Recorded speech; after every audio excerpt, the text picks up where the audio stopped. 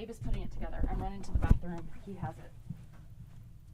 Hey, Tara, Yeah. I think that was the audition files, not the tracks themselves. So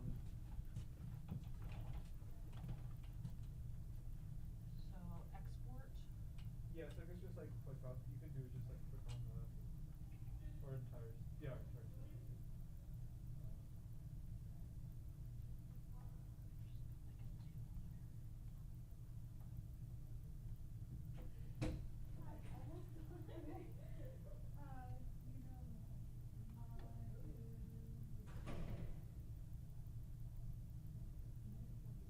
Yeah, I think those are the audition Those files. are the ones I just sent. Thank you so much.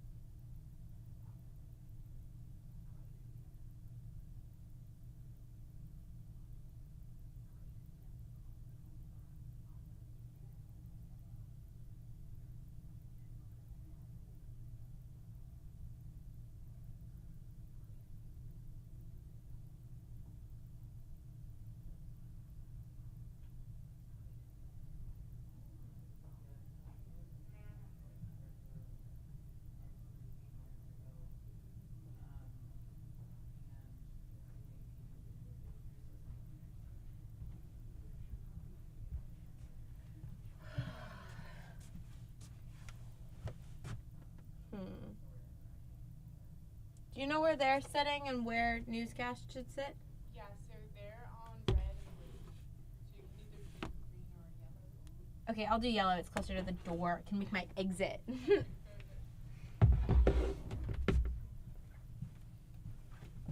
Yeah, I feel like we've had the newscaster on green, which makes like no sense since they have to shuffle past I everyone to wondered get that out. when I had Yeah. to do it. Yeah. Yeah. I was like, wait. No, I don't think Okay. anyone thought that one through. I was thinking, yeah, you should go there. So you want me over here? You can be on purple or blue or whatever. Are we getting scripts? We are. They're printing it in 2 minutes. I probably don't need one. I'll just read the newscast from my computer in size Yeah. 11 font like a maniac. Elliot, you're my favorite maniac. Thank you. My roommate says the same thing. Are the mics off?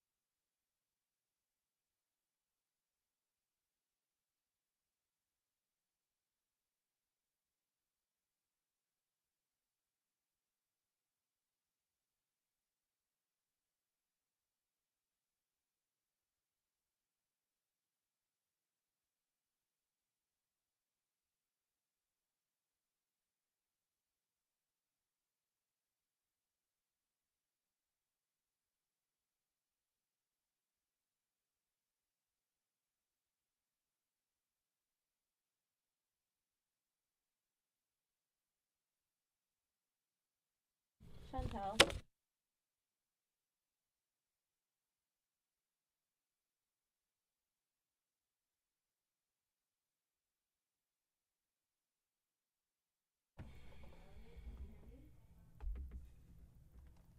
Love it. It just wasn't up. It just wasn't up.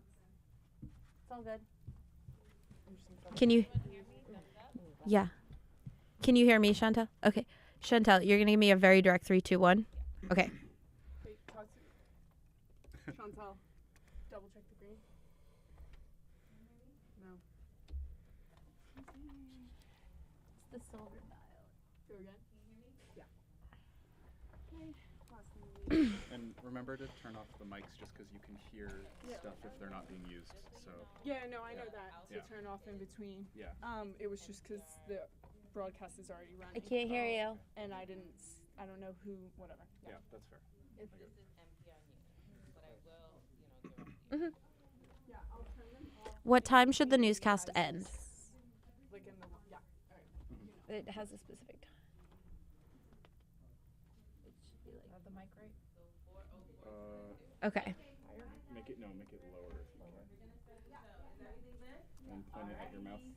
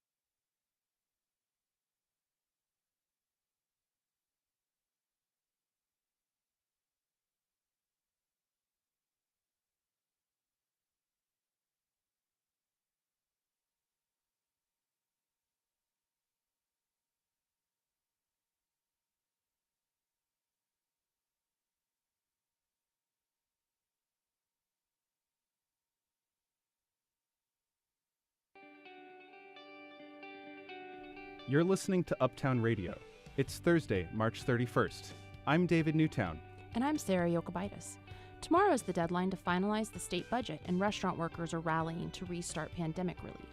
This is a way to keep at least some workers working and also keeping the restaurant there until we get through this. State politicians seek to give consumers relief from record high prices for gas. Most people right now have not experienced this kind of gas price increase in their lifetime. As Amazon employees in Staten Island vote whether to unionize, consumers in Midtown share their thoughts on the company and its workers. And new Brooklyn buildings designed to look different. They give me gentrification, they give me trust fund, they give me mommy and daddy pay my bills. All that and more on Uptown Radio, but first, the news. Live from NPR News in Washington, I'm Lakshmi Singh. The Biden administration is trying to offer some relief to motorists who are now paying on average more than $4 for a gallon of regular gasoline. The president's ordering the release of an unprecedented 1 million barrels of oil a day for the next 6 months from the nation's Strategic Petroleum Reserve. Biden is also invoking the Defense Production Act. I'm issuing a directive to strengthen our clean energy economy. I'm going to use the Defense Production Act to secure American supply chains for the critical materials that go into batteries for electric vehicles and the storage of renewable energy, lithium, graphite, nickel, and so much more. U.S. inflation remains the highest it's been in some 40 years. Tomorrow, the government will reveal how the labor market has fared in March when it releases its big monthly employment report. The oil cartel known as OPEC Plus will stick to its current plan to increase oil production gradually. NPR's Brittany Cronin reports the group is staying the course despite a recent surge in oil prices. In a short virtual meeting, OPEC Plus decided to continue increasing oil production by around 400,000 barrels per day, as widely expected. That means OPEC is sticking to a previous agreement to gradually increase production as the global economy continues to recover from the pandemic. The Biden administration had hoped that OPEC would increase its oil production a lot more to help relieve oil and gasoline prices. But OPEC members are limited in how much production they can add anyway, and some countries have struggled to meet the existing agreement. Oil prices spiked after Russia invaded Ukraine. Russia is a member of OPEC+. Brittany Cronin, NPR News. Ukrainian officials say most Russian troops have now left the Chernobyl nuclear power plant in northern Ukraine. NPR's Greg Myrie tells us Russian forces seized the plant at the beginning of the war. While the Russian forces have been in control of Chernobyl for the past month, Ukrainian workers continued their job of monitoring the plant for any safety issues. Ukraine's nuclear agency says in a statement that 2 columns of Russian troops have left the plant, leaving only a small number behind. At the Pentagon, a senior U.S. official describes the move as part of a broader pullback of Russian troops from areas around the capital, Kyiv, and other parts of northern Ukraine. The Chernobyl plant, site of the world's worst nuclear disaster in 1986, is about 60 miles north of Kyiv and just a few miles south of the border with Belarus. Greg Myrie, NPR News, Washington. A spokesperson says CIA Director William Burns has tested positive for the coronavirus. Burns will be working from home, quarantining for 5 days. At last check on Wall Street, the Dow Jones Industrial Average was down 550 points, 1.5% at the close. At 34,678, the Nasdaq was down 221 points, 1.5%. It's NPR News. From Columbia Radio News in New York, I'm Elliot Chaparelli. Votes are being counted for unionization efforts at an Amazon warehouse in New York that started this afternoon. If the fulfillment center on Staten Island votes to unionize, it would be the first successful effort of its kind in Amazon's 27-year history. And it would intensify unionization efforts at other large companies like Disney and Starbucks. A separate unionization vote is also being held today at an Amazon facility in Alabama. New York's state budget is due tomorrow, and Governor Kathy Hochul is juggling several contentious issues. Bail reform laws are proving to be a major sticking point between Hochul's administration and the state legislature. Hochul wants to revise a 2019 law that eliminated cash bail for many crimes, but the more liberal wing of her party is strongly opposed. If a final budget deal isn't prepared by Monday, legislators would have to pass a stopgap measure or risk not being able to make payroll for hundreds of thousands of state employees. A group of parents is preparing to appear before a judge tomorrow on Staten Island. They're going ahead with a lawsuit claiming that New York City's mask mandate in schools was unconstitutional. That's despite the fact that the city has lifted the mandate effective next week. The group says they want to prevent similar mandates from being enacted again without the consent of the state legislature. In other similar lawsuits, New York judges have upheld the city's right to impose mask mandates. 3 days after St. Peter's University's Fairy Tale March Madness run to the Elite Eight, their men's basketball head coach has a new job. He's headed to his alma mater, Seton Hall, just 20 miles away. At St. Peter's, spirits are still high. Applications are up as a result of the team's winning streak, and the school says demand for merchandise from its bookstore is unprecedented. The Nets are taking on the Milwaukee Bucks in Brooklyn tonight at 7:30, and the Islanders are also home playing the Columbus Blue Jackets at 7. Rain and thunderstorms expected tonight. This is Elliot Chaparelli, Columbia Radio News. This is Uptown Radio. I'm David Newtown. And I'm Sarah Yokobaitis. The outcome of Amazon warehouse workers' vote today to unionize on Staten Island remains unsettled. Over the last week, current and former employees have cast their ballots to decide if the Amazon labor union should represent thousands of workers in New York City. If workers vote for the union, it will be the first at an Amazon warehouses. Rebecca Robinson heads to Midtown to see how Amazon customers feel about the vote. For some Amazon workers, today's vote could mean history. But for shoppers here at the Amazon Go store in Midtown, it's a normal morning. Walking out of the store with a plastic wrap sandwich is Ingrid Elaine. On one hand, she says she's a fan of unions, but on the other hand, no matter what the outcome of the vote is, she's going to keep shopping at Amazon. Everybody is entitled to a job and great pay and great benefits, so I think as long as Amazon is fair with their workers, it's a win-win for everybody. The Amazon Go store looks like a typical storefront, but there's no cash register, and shoppers have to use an app on their phone to get through the turnstile. You can just grab and go without stopping to pay. The app automatically charges your Amazon account. It's the kind of convenience that keeps shoppers coming back. Like Julie Mary, who says that no matter what happens with the vote, easy access to Amazon services would be too hard to part with. No, I'd probably still use them for convenience, but I would applaud that the workers had the option for a union. Peering into the window from outside is one Amazon customer who's never been inside of one of these stores. Florine Kern says that she prefers to look for alternatives to Amazon whenever possible. But she's from Germany, where she says they have another retailer that's similar, but with a better reputation with how it treats its workers. She says the outcome of the vote could change how she shops with Amazon. Sometimes, I also buy at Amazon, but I don't feel good about it, and I'm always like, I should buy somewhere else, and maybe that will change it. While the labor union dispute doesn't seem to bother the shoppers here today, Shamira Durant says one thing would get them to stop shopping at Amazon. If the prices go really, really high up. The outcome for today's vote won't be as quick as a Prime delivery. It may take until Saturday to arrive. Rebecca Robinson, Columbia Radio News. New York City has been cracking down on homelessness in its streets. Some people don't want to stay in shelters, though. What is the best way to deal with that? To help me think through this question, I've asked Tatiana Meshida, Associate Director of the Institute for Economic and Racial Equity at Brandeis University, to join me. Dr. Meshida, thank you for joining me today. My pleasure to be with you.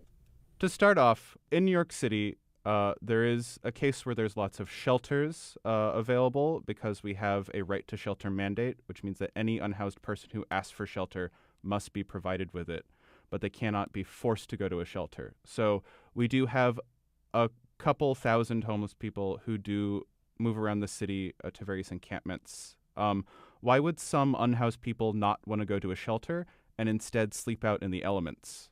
Shelters are very crowded places. Shelters can be dangerous because of the crowds.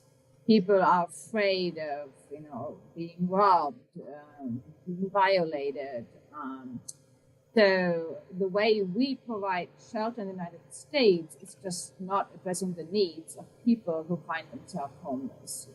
Mayor Adams spoke about the new facility that opened up in the Bronx and how it has new amenities that unhoused people can benefit from, namely medical care and drug counseling and social workers. It definitely feels like it's being set up as an end goal, especially since people can not spend the night and still keep their beds the next day, which I know is an issue in other shelters, that people would lose their places that they could sleep.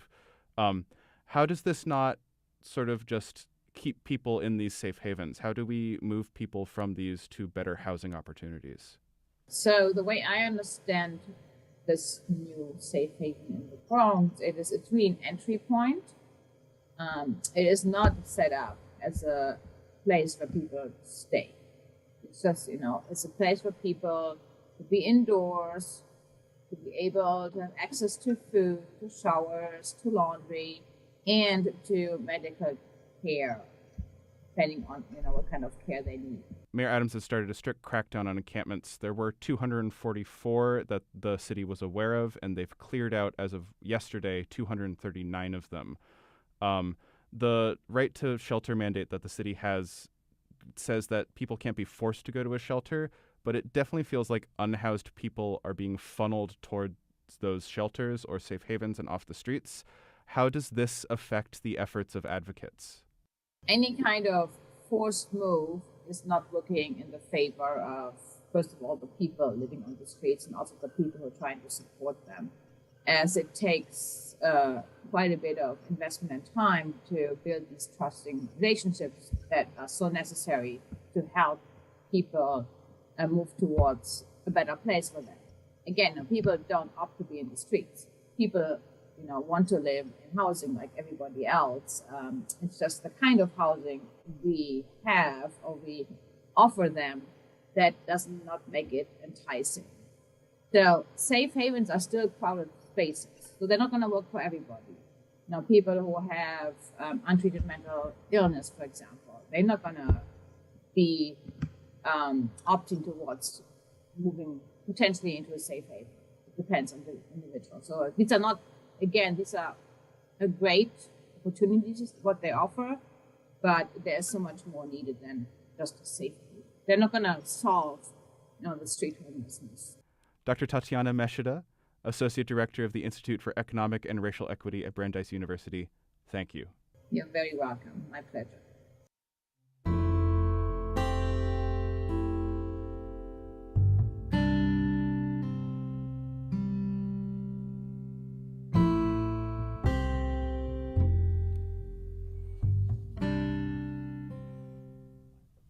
Gas prices have risen over $1 since the beginning of the year, and consumers are feeling it. That means the pressure is on for New York Governor Kathy Hochul to keep voters happy. So she's offering up a 16-cent per gallon tax cut. But many economists say this strategy may not work. Uptown Radio's Elliot Chaparelli has more on proposals to address the problem. Gov Brown is filling up the tank of his black sedan at the Shell station on 124th Street. Johnny Fogel, the gas station attendant, is helping. Spent $50, only got 10 gallons of gas. Yes, it's ridiculous. Tax cuts similar to what Hochul's proposing have already passed in other states as a gas tax holiday. If it passes in New York, next time Brown fills up, he'll save about $1.60. He says saving 16 cents is not enough to make a difference. Not 16 cents. That's a joke. Yeah, absolutely. But politicians are trying the holiday anyway, and they think it's a flashy move that'll appease voters. People are so aware of gas prices, they're put up on those big signs outside the stations, driving by them every day. Carl Davis is with the nonprofit Institute on Taxation and Economic Policy. Lawmakers say, hey, we have a solution to bring down those numbers you're seeing on those big signs. That sounds appealing. Recently, Davis wrote a blog post titled "Gas Tax Holidays Are Nothing to Celebrate." He called the idea the worst state tax proposal to surface this year. But he says politicians feel like they have to do something, especially because this is an election year. You know, that's the political motivation behind it. He says gas tax cuts won't help consumers save money. And he has another concern. Those taxes are often dedicated to infrastructure, things like mass transit, bridge repairs, and repaving of roads. Our asphalt itself is a petroleum product. That cost is through the roof. Giacomo Santangelo directs the International Political Economy program at Fordham University. He agrees a 16-cent tax cut probably won't help the average consumer. But he says there's not much else politicians like Governor Hochul or even those higher up can do. You know, when the president was elected, he made a comment that seemed like a good idea, I guess, which was, I guarantee that gas prices will not increase. That's not a thing. Like you can't do that. Santangelo says there's no one person who has the power to prevent gas prices from increasing.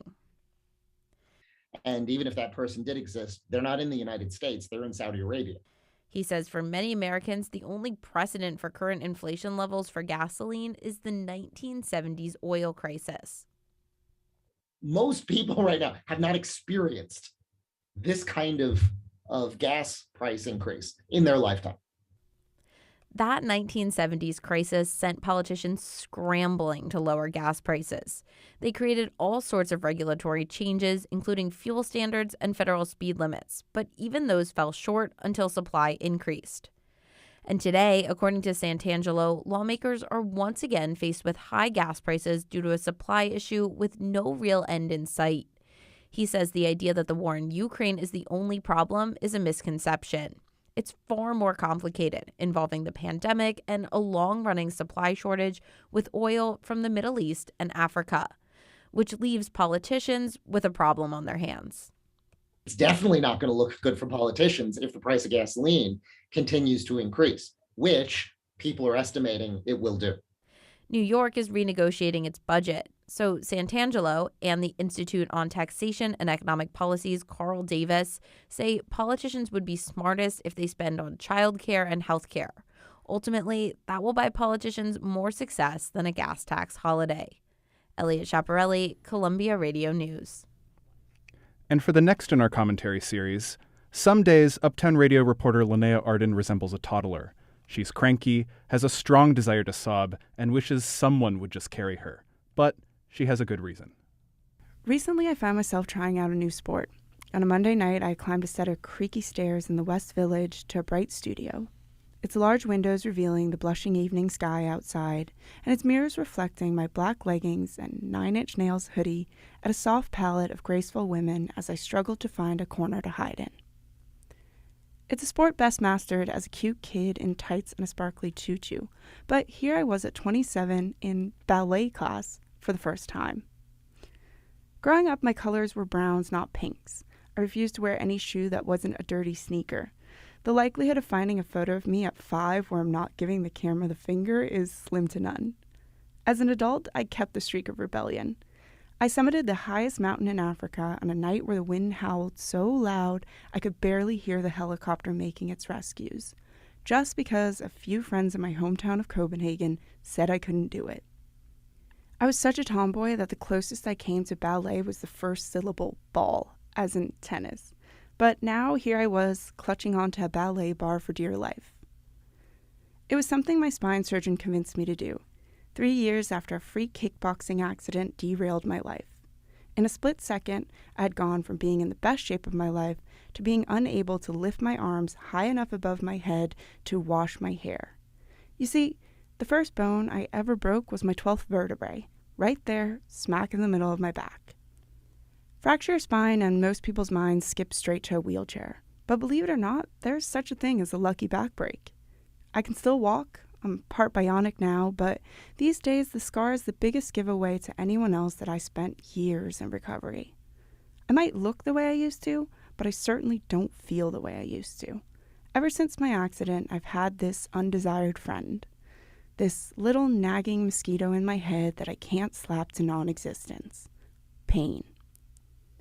Unlike the back brace I sported for months, chronic pain can't be seen unless you decide to make yourself a sign to carry around.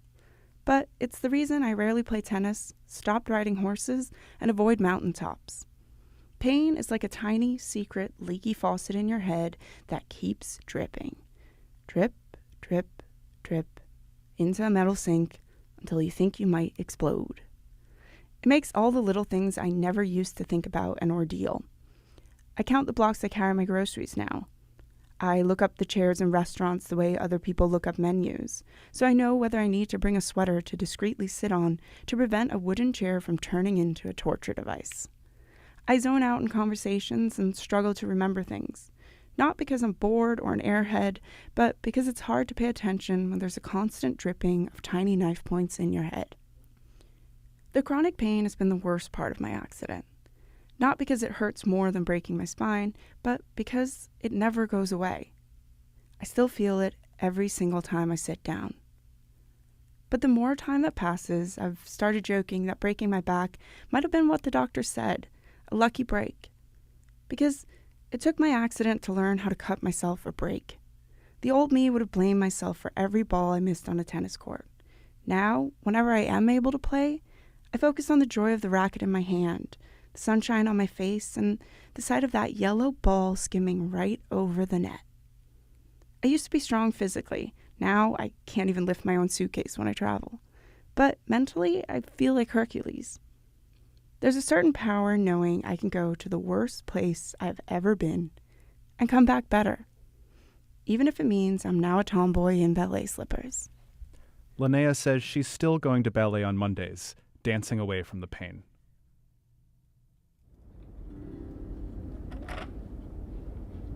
I probably played Imagine over 1,000 times. Jeff rocks, Beatles performer, Strawberry Fields. The Beatles, as being probably the most influential band for me, are basically my personal mecca, I would say. And until I started coming out here frequently and performing here, I didn't really, realize what it really meant to so many people. It's definitely a spiritual place. I've been performing here for about 8 months, and just watching the place transform through the seasons and seeing what it means to people all around the world. You're listening to Uptown Radio from Columbia Radio News, Thursdays at 4 p.m.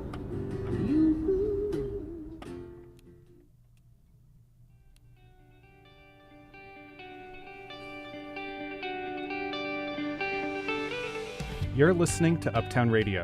There's more to come. Stay with us.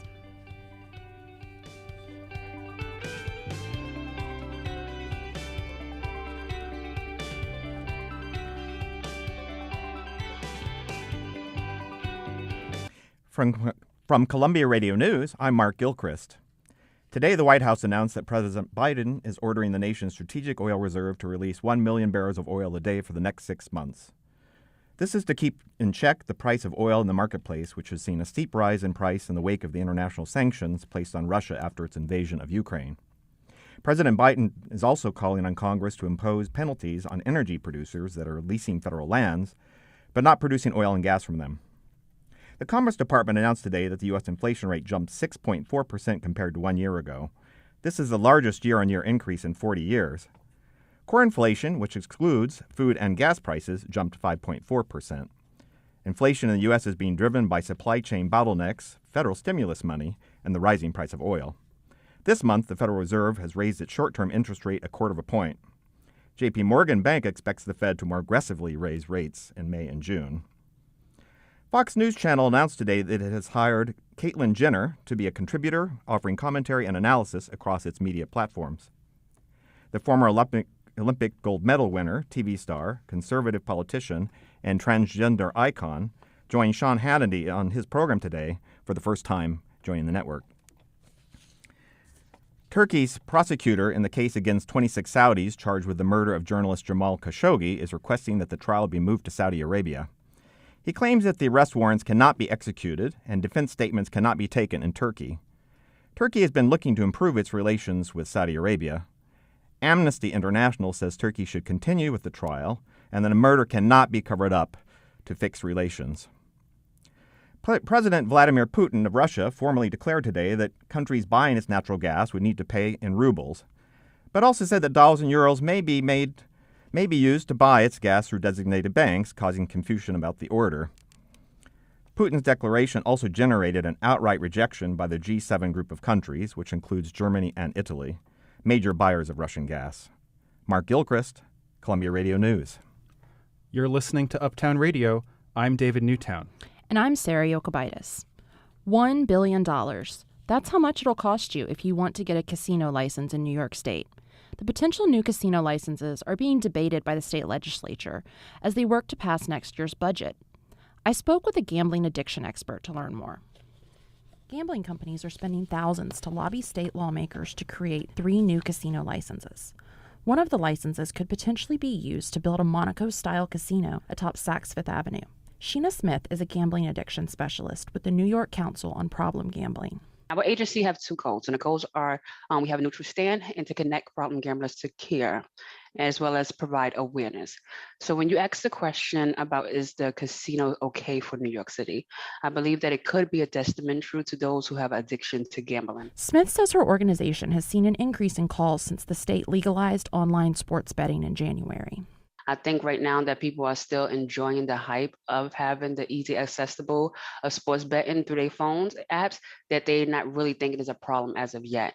Addiction comes in a cycle. So right now, some people are enjoying it. But for those who have witnessed that this can be a problem, we have seen a rise in call volumes. New York City Mayor Eric Adams has said he would like at least 2 of the licenses to go to New York City. Sheena Smith wants the legislature to include money to treat gambling addictions in the upcoming budget as well. So being able to provide us with the resources that we need so that we can do our job and provide the assistance to those who need it. So that's what we need to see as well. The state legislature is likely to decide the issue before this weekend. Sarah Yokobitis, Uptown Radio News.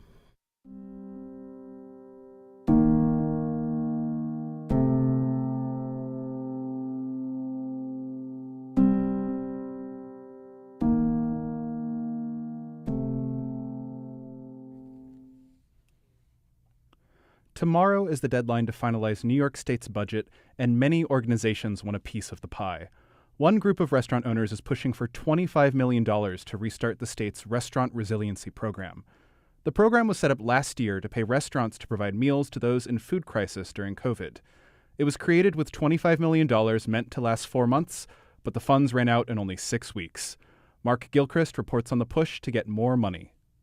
The Restaurant Resiliency Program had 2 goals: to feed people in crisis during the Omicron surge and to help restaurants stay open. Bukola Shanuga is the founder of Welcome to America, a charitable organization that specializes in delivering meals to immigrants. She explained how this program worked. So what we do is that we pick up the meals from a particular restaurant that's matched with a particular food pantry, and the pantry actually decides how many meals they want. They can say give us 200 meals because of whatever traffic they have, and we deliver different amount of meals to the pantries depending on what they need. And the restaurants get reimbursed with taxpayer money. A lot of money, as it turns out. restaurants got around $25 per meal. Helena Ristovsky is the owner of Marlowe Bistro in Morningside Heights.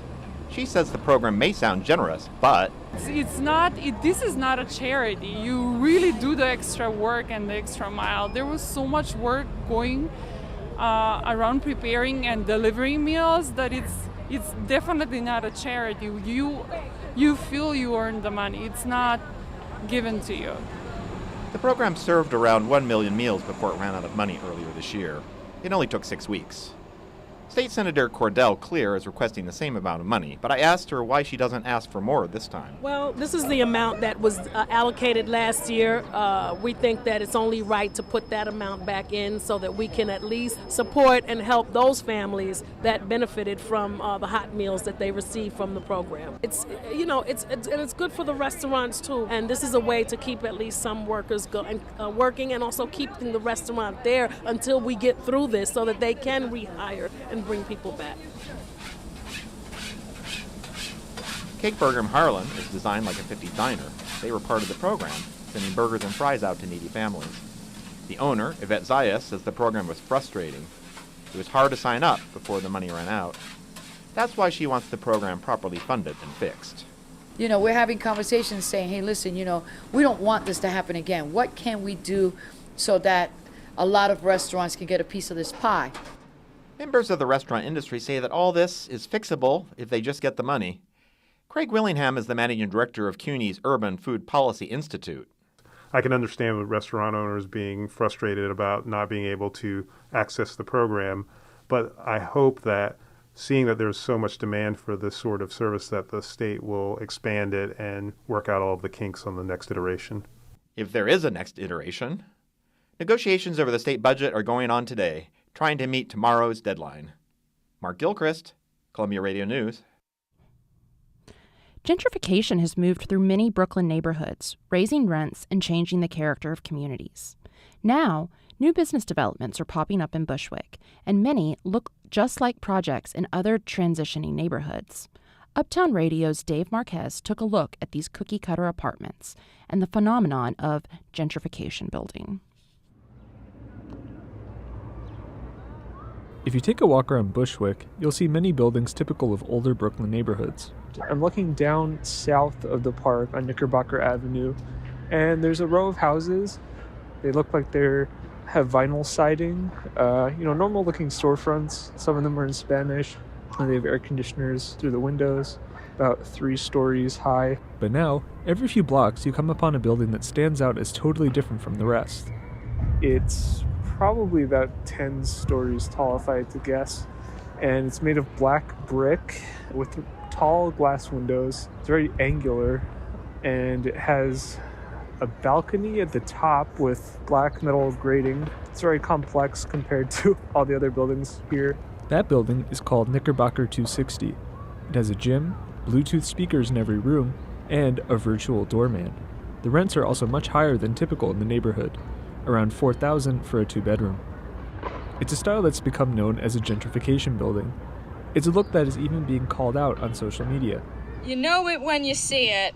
Gentrification building! This is what gentrification looks like. They give me gentrification. They give me trust fund. They give me mommy and daddy pay my bills. Until recently, Bushwick has been home mainly to Puerto Rican, Dominican, and Mexican communities.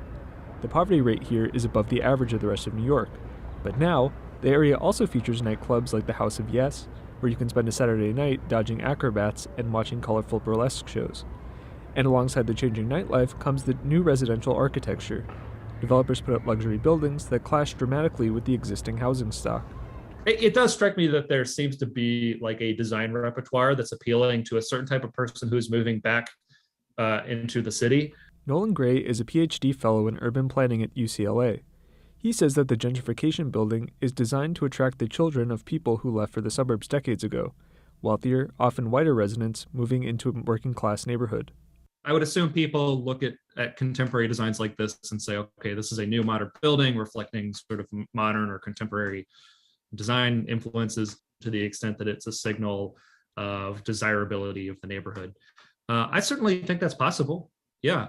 This style of architecture has another advantage. It's cheap to put up, with flat paneling and windows over simple wood frames. and developers can build them quickly. But New York City is all about change, and Nolan Gray jokes that someday even these buildings will be appreciated as emblems of the past. 25 years from now, and then 30 years from now, we'll start, trying to preserve these things, and we'll have historic districts for whatever they end up getting called. David Marquez, Columbia Radio News.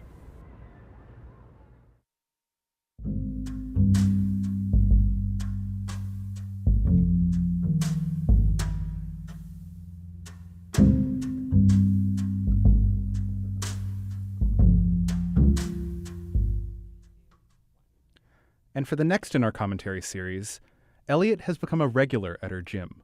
Only months ago, she was convinced she never would be. But among dumbbells and treadmills, she discovered something. Here's Elliot. I always wanted one of those perfect gym bodies you see on the cover of a magazine. Anytime I decided I was going to start exercising to get one, I would go to the gym for a couple days and then quit.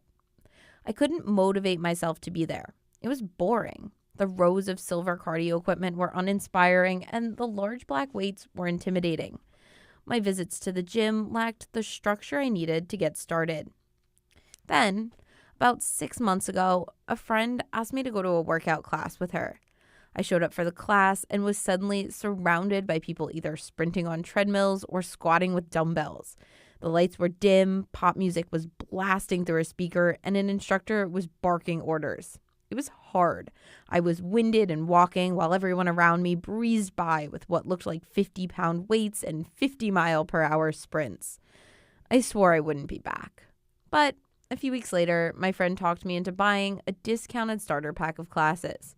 She promised if I didn't use them, she would. She kept dragging me back, and by the 4th and 5th time, I didn't mind it as much. And after about 10 classes, I found myself signing up even if she didn't.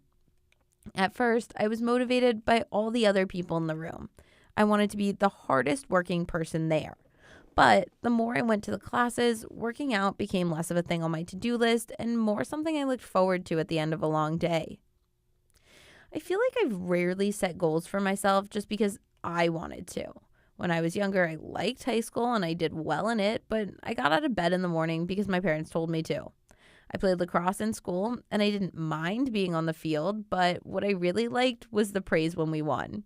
Even now, if I get harsh feedback in grad school, I wonder if I'm good enough to be there. But if I go to the gym, nobody cares if I'm there except for me. I don't think of myself as someone who works out. I'm still one of the slowest runners in the room, and I still lift some of the lightest weights. But I've found a new sense of accomplishment. I enjoy it. And I'm proud of myself for going. No one knows I lifted a heavier pair of weights than last week or that I ran 1/10 of a mile further. But I do, and it feels fantastic. Over spring break, I set a goal to run 3 miles. I was visiting my parents in Florida, and I set off down their quiet suburban street. It wasn't a difficult run by most standards, but it was the furthest I've done post-pandemic.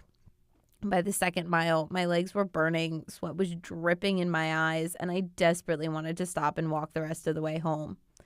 But I kept going, as if everyone had burst out of their front doors to watch me finish. But they hadn't. It was just me. This morning, the Whitney Museum in New York City opened an exhibition known as the Whitney Biannual. It happens every 2 years and features the most cutting-edge pieces in contemporary American art. The biennial was supposed to happen in 2021, but it got postponed because of the pandemic. Now, the museum says that this year's contemporary art survey is meant to express our strange and precarious time. More specifically, it's got to be buck wild. Our reporter, Lucy Grindon, headed downtown to find out if they were successful. 10 minutes before the museum opens, members are lined down the block. Can they be shocked? Janie Fire and her friend say, nah. I can't be shocked. We're both artists, so, we've lived this for 40 years, so it's nothing quite shocks us. Another member, Chris Cronish, has a little surprise left in her. I feel I can be shocked, even though I am a New Yorker. It can still happen. If there was a live naked man, I would be shocked. Inside the museum, we've got a Ferris wheel made out of picnic tables, kneecaps rattling in plastic bottles, and a bloody severed arm with the Amazon logo tattooed on it. But the arm is made of silicone, so technically not buck wild. And there are precisely 0 live naked men. One piece is a little more 4D. In a dark room, a video plays of Black Lives Matter protesters confronting police officers and running from exploding canisters of tear gas. At the end of the video, a helicopter descends on the protesters. Inside the room, big overhead fans turn on and the wind starts whipping. It feels like we're under the helicopter. Robert Batchelor described it afterwards. I wasn't expecting a helicopter. I don't know what the feeling is for there. I'm surprised, I suppose. Surprise, I suppose, is closer to buck wild, but not quite there. There's actually a lot of video art, and some museum goers are not too pleased about it. I think it's more disappointed me because it's videos, and I think they could be finding a lot more interesting things. That was Whitney member David Anderson. He's right that there's a lot of video art at the Biennial. Dee Drenning, an art student from St. Louis, is here on an art field trip. I asked her if she thinks art can still be wild. She said yes, just not here. I just went to the Museum of Sex last night, and it was very wild and shocking, and I absolutely loved it. Drenning can't even get into the Whitney because she's got 2 hula hoops with her. She's also a dancer, and she takes them with her everywhere she goes. But the coat check doesn't take sporting equipment. You know what really bothers me about the situation is that as an artist who's coming to an art museum, you're stifling my art. You literally have performance art, but I can't bring in hula hoops. Even a museum wanting to be buck wild still makes everyone follow the rules. Lucy Grindon, Columbia Radio News.